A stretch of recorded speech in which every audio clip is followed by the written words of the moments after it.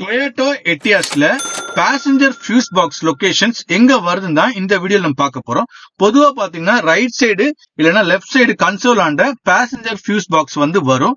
But ஆனா இந்த வண்டிக்கு இந்த சென்ட்ரல் இன்ஸ்ட்ருமெண்ட் கிளஸ்டர் இருக்கு பாத்தீங்களா, ஸ்பீடாமீட்டர், இதுக்கு பேக் சைடுல தான் இந்த பேசஞ்சர் ஃபியூஸ் பாக்ஸ் வந்து வருது. இதுக்கு இந்த கவரை ரெண்டுத்தையும் அப்படியே புல் பண்ணி எடுத்தீங்கன்னா இந்த ரெண்டு ஸ்க்ரூ வரும். இங்க ஒரு ஸ்க்ரூ, இந்த சைடுல ஒரு ஸ்க்ரூ. இதை அப்படியே லூஸ் பண்ணி ஸ்டார் ஸ்க்ரூ கழட்டினீங்கன்னா இந்த ஸ்பீடாமீட்டரை கழட்டி எடுத்துடலாம். இதோட பின்பக்கம் பேக் சைடுல பாத்தீங்கன்னா இந்த passenger compartment fuse box full செட்டாவே இருக்கும் வித் ரிலேவோட.